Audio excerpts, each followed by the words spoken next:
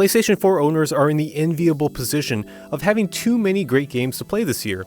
Between Nioh, Persona 5, Nier Automata, and Horizon Zero Dawn, to name a few, there's always something vying for our attention. Thus, it's easy to see why some games simply fall through the cracks, though not for lack of appeal. We've rounded up 6 games from 2017 that we think deserve a second chance in the spotlight. Now, if you'd like to see the games from other consoles that we thought you missed out on, you can subscribe to the GameSpot YouTube channel to check those out. But for now, let's kick things off with something a little different.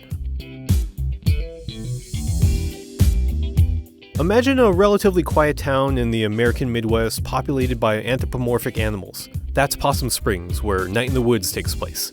And as May, a cat human, you experience a readjustment to your hometown after getting the boot from college. This comes in the form of a side-scrolling adventure where conversations, character interactions, and minigames propel you through a complicated and emotional tale of modern young adulthood. Every story beat, hidden tidbit, line of dialogue, and optional interaction encourages exploring the beautifully painted world. The game isn't for everyone, but it hits what it aims for. Through the uniquely charming artwork of Scott Benson and the quirky yet emotive soundtrack from Alec Holowka, the poignant storytelling is wrapped in elements that elevate it above many games this year. Nex Machina effectively channels the classic twin-stick shoot-'em-up action of games like Robotron 2084 and Smash TV, but that's because Eugene Jarvis, the creator of those games, collaborated alongside the developer Housemarque to create it. Nex Machina is an intense display of frenetic action that takes the best from the work of both creative forces, combining it into an exhilarating experience of non-stop shooting and dashing. If you want to make things even more hectic, you can jump in with a friend and play cooperatively. Nex Machina's exhilarating action makes it well worth your time, but be wary, the game is tough, so expect your patience and reflexes to be tested. Tokyo 42 is an isometric action game that blends elements of top-down shooters with a little stealth in an open world. Its story takes you down the rabbit hole of joining a secret organization of assassins, but it doesn't take itself too seriously. Despite the brutal nature of the firefights and the unforgiving and sometimes frustrating bullet hell-like enemy encounters, Tokyo 42 still manages to be cute. It's probably the allure of neon signs and the adorable cats. The game is vibrant and lively on the surface, but creepily sterile and violent as you fight back against the unjust authority. Limelight revels in its simplicity. You control a bright segment along a long line, riddled with obstacles and puzzles to the tune of a relaxing and rich soundtrack that seems pulled from a Disney Pixar film.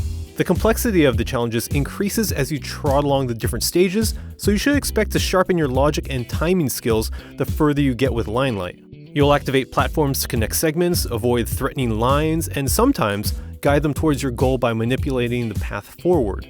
Limelight feels like a stress ball in video game form. It's tranquil and soothing, but manages to be engaging with a minimalist presentation. What Remains of Edith Finch is a game in the same vein as Dear Esther and Gone Home. That is to say, it's a walking simulator. The premise is that the Finch family carries a supposed curse that leads every family member to die in unexpected and bizarre ways. It's got a very Final Destination-y aspect to it. You play as Edith Finch as you explore the huge, mysterious family manor to unearth how members in your family tree have passed away. This opens the door to creative flashbacks where you get to play the last strange moments leading to people's deaths. The story is powerful, gripping, and dark like an episode of Black Mirror. It's full of unexpected twists and turns and could only be effectively told through a video game. Considering you can beat it in under 3 hours, you should play it as soon as you can.